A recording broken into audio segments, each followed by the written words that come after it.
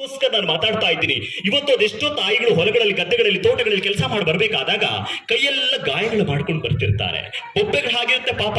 ಬೊಬ್ಬೆಗಳಾಗಿರುವಂತ ಕೈಗಳಲ್ಲಿ ಮನೆಗೆ ಬಂದಾಗ ಮಕ್ಕಳು ಊಟ ಇಲ್ಲ ಅಂತೇಳಿ ಅಮ್ಮನ ಮೇಲೆ ಜಾಸ್ತಿ ರೋಪ್ ಮಾಡೋದನ್ನ ಗಮನಿಸಿದ್ದೀವಿ.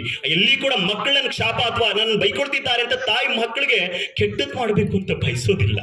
ಮಕ್ಕಳು ಹಸುಕೊಂಡಿದ್ದಾರೆ ಅಂತೇಳಿ ಅರ್ಗಿಸ್ಕೊಳ್ಳಿಕ್ಕೆ ಪ್ರಯತ್ನ ಮಾಡ್ತಾಳೆ. ಅದು ತಾಯಿ ಅಂದ್ರೆ. ಅಂತಹ ತಾಯಿಯನ್ನು ಎಲ್ಲೋ ಒಂದ್ ಕಡೆ ನಿರ್ಲಕ್ಷ್ಯ ಮಾಡ್ತಾ ಇದ್ದೀವಿ ಏನೋ. ಮಂತ್ ಎಂಡ್ ಅಲ್ಲಿ ಡೇಟ್ ಅಂತ ಆದಾಗ ನಮ್ಮ ಹೆಣ್ಮಕ್ಳಿಗೆ ಹೇಳ್ತಿರ್ತಾರೆ, ಅಮ್ಮ ನಂಗೆ ಹೊಟ್ಟೆ ನೋವು ಬರ್ತಾ ಇದೆ ಕಣೆ, ನಾನು ಯಾವ ಕೆಲ್ಸಕ್ಕೆ ಹೋಗಲ್ಲ, ನಾನು ಕಾಲೇಜ್ಗೆ ಹೋಗಲ್ಲ, ಸ್ಕೂಲ್ಗೆ ಹೋಗಲ್ಲ ಅಂತ ಬಹಳಷ್ಟು ಹೆಣ್ಮಕ್ಳು ಮಾತಾಡ್ತಿರ್ತಾರೆ. ಆ ಹೆಣ್ಣುಮಗಳ ಅಮ್ಮನೂ ಕೂಡ ಒಂದು ಹೆಣ್ಣು ಅಲ್ಲ. ಆ ಅಮ್ಮ ಹೆಣ್ಣು ಆದಾಗ ಆಕೆಗೆ ಮಂತ್ ಎಂಡ್ ಅಲ್ಲಿ ಡೇಟ್ ಅಂತ ಆದಾಗ ಆಕೆಗೂ ಹೊಟ್ಟೆ ನೋವು ಬರುತ್ತೆ, ಸೊಂಟ ನೋವು ಬರುತ್ತೆ, ಕಾಲು ನೋವು ಬರುತ್ತೆ. ಅರೆ ನನ್ ಹೊಟ್ಟೆ ನೋವು ಬಂತು ಅಂತ ತಾಯಂದ್ರು ಸುಮ್ಮನೆ ಮಲ್ಕೊಳ್ಳೋದಿಲ್ಲ. ಎಷ್ಟೋ ತಾಯಂದ್ರು ಹೊಟ್ಟೆಗೆ ಬಟ್ಟೆ ಕಟ್ಕೊಂಡೋಗಿ ಹೊಲದಲ್ಲಿ ಕೂಲಿ ಮಾಡ್ತಿರ್ತಾರೆ ಪಾಪ. ಎಷ್ಟೋ ತಾಯಂದ್ರು ಹೊಟ್ಟೆಗೆ ಬಟ್ಟೆ ಕಟ್ಕೊಂಡೋಗಿ ಹಡಕೆ ಹಚ್ಚಲಿಕ್ಕೆ ಹೋಗಿರ್ತಾರೆ. ಅದೆಷ್ಟೋ ಹೊಟ್ಟೆಗೆ ಬಟ್ಟೆ ಕಟ್ಕೊಂಡೋಗಿ ಆ ತಾಯಂದ್ರು ಅಲ್ಲಿ ಇಲ್ಲಿ ಕೆಲಸ ಮಾಡ್ಲಿಕ್ಕೆ ಶುರು ಮಾಡ್ತಾರೆ.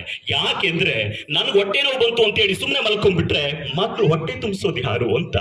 ಅದು ತಾಯಿ ಅಂದ್ರೆ. ಚಿಕ್ಕ ವಯಸ್ಸಿಗೆ ಪ್ರೀತಿ ಪ್ರೇಮದ ಹೆಸರಲ್ಲಿ ಮದ್ಯಪಾನಿಗಳಾಗಿ ಬೀಡಿ, ಸಿಗರೇಟು, ಇನ್ನೊಂದು ಮತ್ತೊಂದು ದುಶ್ಚಟಗಳಿಗೆ ಬಲಿಯಾಗಿ ದಾರಿ ತಪ್ಪು ಹೋಗ್ತಾರೆ.